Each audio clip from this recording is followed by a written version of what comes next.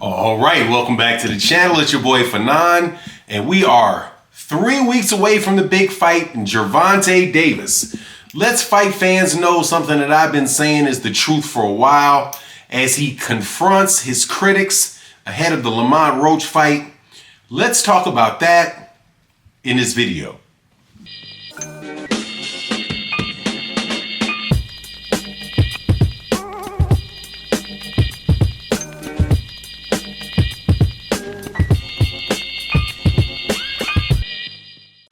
All right, welcome back to the channel. It's your boy Fanon, and in this video, we're going to be in the 135-pound division where we have a big fight coming up in a few weeks between Gervonta Davis and Lamont Roach.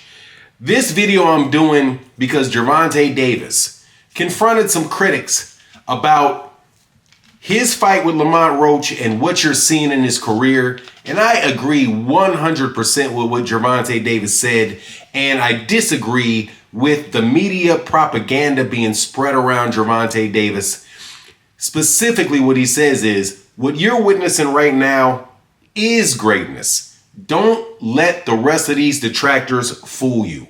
And I agree 100%. And I'm going to explain to you in this video why I believe it 100%. And in short, it's because we've seen this over and over and over and over again. Now, before I get into the details, let me welcome you back to the channel. If you're new to the channel, please hit the subscribe button. And thank you guys for your support and the super thanks and the super videos like this. It's a little $ down by the comment section. It's a good thing to do if you want to help YouTube channels prosper. But let's get into this because there is a certain boxer named Gervonta Davis that is prospering. And he's got a big fight coming up 3 weeks from now in the Barclays Center in New York, in Brooklyn, New York, against Lamont Roach, the 130-pound WBA champion, fighting for the 135-pound WBA championship. Now, Gervonta Davis put out a tweet and said, "This is greatness. Don't let anybody fool you or convince you otherwise."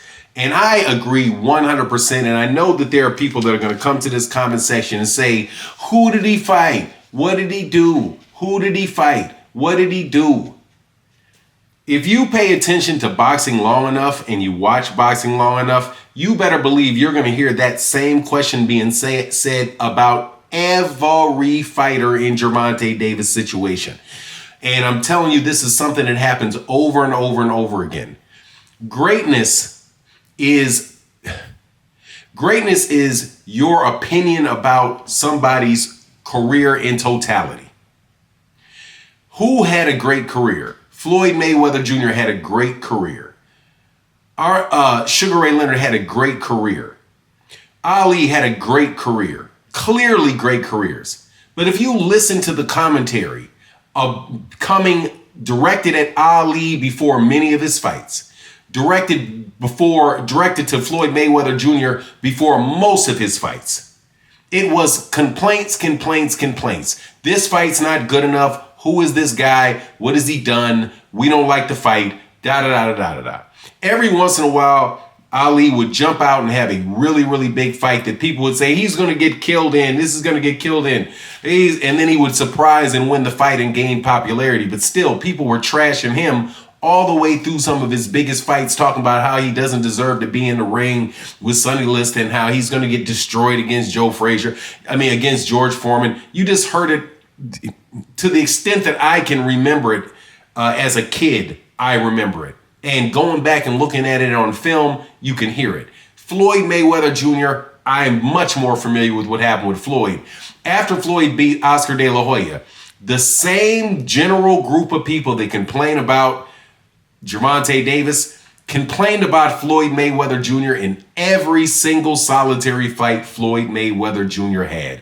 Whether it was against Juan Manuel Marquez, or whether it was guys like Robert the Ghost Guerrero or Victor Ortiz or Andre Berto or whoever the guys that he was fighting at the time, there was always a problem with that fight There was always, it's not good enough fight. He's cherry picking. He's not fighting Manny Pacquiao. He's not fighting, I guess, Gennady Golovkin. That was some conversations were taking place about Gennady Golovkin. But you just hear it over and over again. But when you look at Ali's career and you look at all the highlights of his career and you look at the fact that you enjoyed Ali for all the years that people enjoyed Ali, and you look at Floyd Mayweather, somebody that I was aware of his entire career, I enjoyed his entire career. There were some ups and there were some downs. There was some stuff here, some stuff there. But overall, this man's career wound up being fantastic. And he was criticized after the Canelo Alvarez fight, criticized after the Manny Pacquiao fight, heading into the Manny Pacquiao fight. He was ducking the Manny Pacquiao fight for years. That's what you hear every time one of these big time fighters are at the pinnacle of the sport and they're the focus of the sport.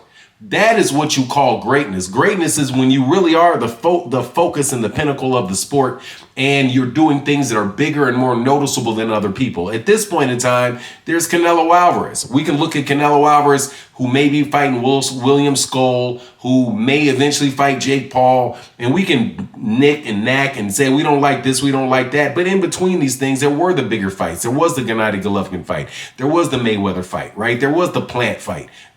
Maybe we don't get the Benavidez fight. So there's some things we don't like about his career, but still, you are witnessing greatness with Canelo. You are witnessing greatness with Gervonta Davis, just like you witnessed greatness with Floyd, witnessed greatness with Andre Ward, witnessed greatness with Evander Holyfield.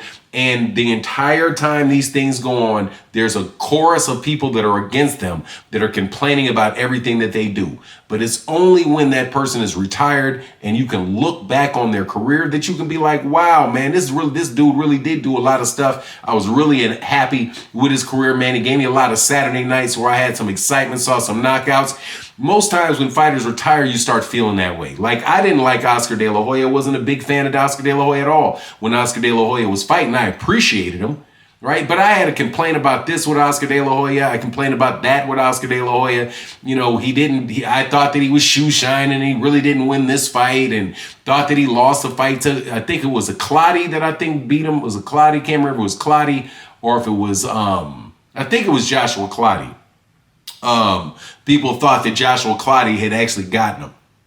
I can't remember what Joshua Clottey was. It's either Joshua Clottey or it's another guy around, kind of Joshua Clottey-like fighter that people thought had beaten Oscar De La Hoya. And you have those polls that this side doesn't like it, this side really likes it, but it's the back and forth, it's the pull back and forth that makes the sport so wonderful. And it's something that really does get that fighter, once he's done, into the Hall of Fame, and have people back look at him and say, like, man, yeah, he was really a terrific fighter. Guys like Aaron Pryor are in that category. Nobody speaks badly or poorly of Aaron Pryor as a fighter, and everybody remembers Aaron Pryor as a fighter and has respects for him, provided you're old enough to remember him. You know, but see, you have Gervonta Davis. I'm telling you, Gervonta Davis is going to be the same thing. You got all these people doing all this nagging so they can get YouTube views, so they can get Ring Magazine, can get reads, and fighters can get their name at the same time. But at the end of the day, fighters like Terrence Crawford, Errol Spence, Gervonta Davis, Canelo Alvarez, these guys are going to be remembered for a long time for the fights that they gave us and for the excitement that they gave us in between fights as well, with all our nagging and bickering back and forth. But at the end of the day, you know, that's a good amount of what the sport is made of, is that tension you have towards a great fighter, as well as the appreciation that you have it. But don't ever expect for the enemy of that great fighter to, in their career, admit that he's a great fighter. They just don't do it. They nag and complain the entire time because they want their guy to beat them, or their promotional company to beat them. We're in the midst of the competition. So it's just not the time to sit and try to judge a man like that. But I'm telling you, if you look at what Gervonta Davis is doing, that's exactly what you're seeing. If he continues to go the rate that he's going, you're going to wind up having this dude celebrated in the Hall of Fame as a great fighter. Anyway, that's my take on the matter. Please let me know what you think in the comment section. And with that, I'm out. Deuces.